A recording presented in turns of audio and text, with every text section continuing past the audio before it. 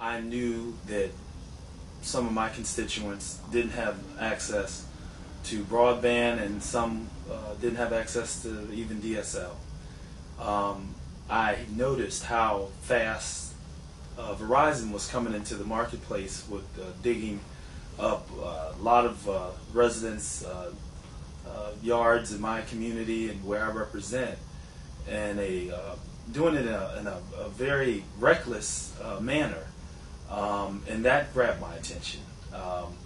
I didn't know anything about this issue at first, and I was wondering how they were moving so fast to have deployment of broadband, but yet people didn't have broadband. See, so I saw the rate of speed that they were moving, but yet people didn't have, some of my communities didn't have it, and it made me wonder. So a couple of my constituents really sat down with me about this issue, and one of them in particular briefed me very well on the issue and allowed me to really understand the marketplace. I was in a unique position because I sit on the Economic Matters Committee in the Maryland General Assembly.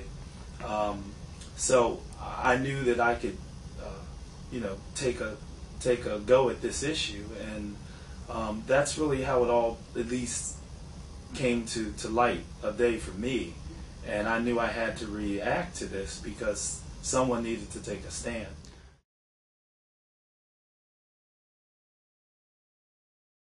It was House Bill 1069, and House Bill 1069 had two components of the measure. It was a simple bill, but it had two very strong components that put, I guess, fear or whatever word you want to use to the telcos, to the cable companies.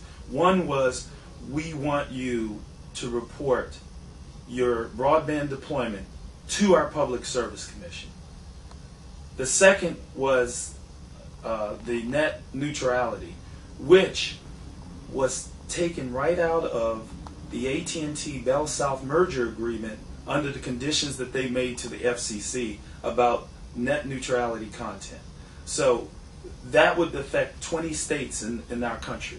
So I felt if 20 states in the country could sort of have an agreement like that, then Maryland should have it too, for Verizon and whoever else is going to play here offering that type of service in Maryland. So that basically was the two components. It was a very simple bill, really just 3 pages.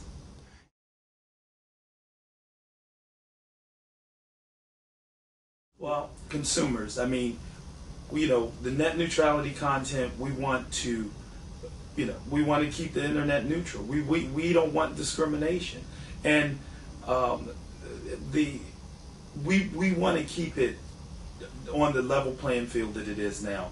I don't want to see discrimination. I don't want to see discrimination with content, and I don't want to see discrimination as to,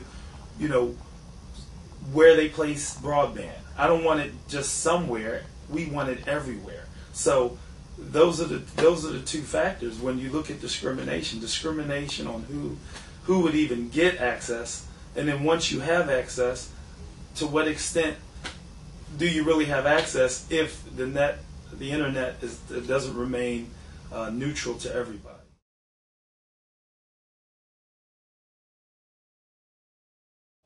The obstacles to the bill was people don't know this issue, and the telcos that are powerful, and as you know, in U.S. Congress, and of course powerful in state legislatures.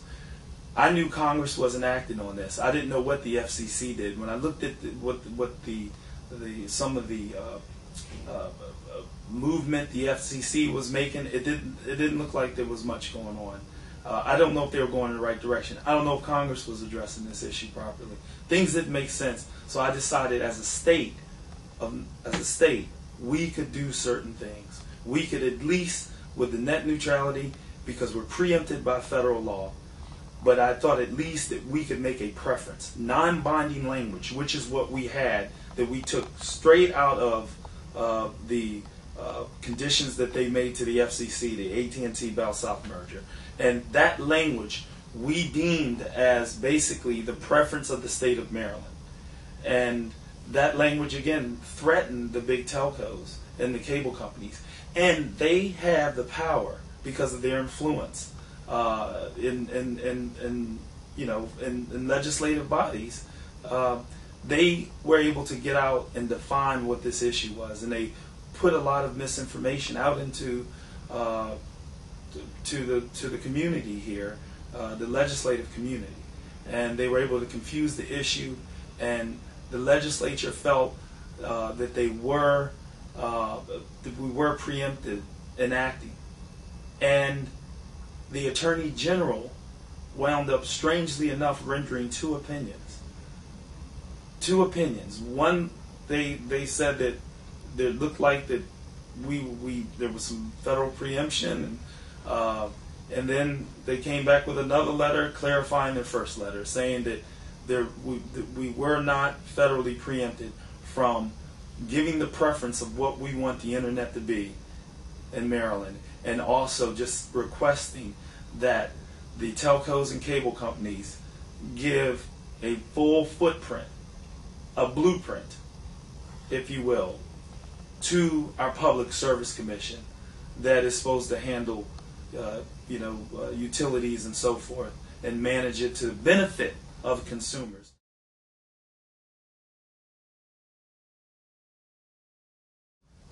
All in all, the bill failed. It died in committee.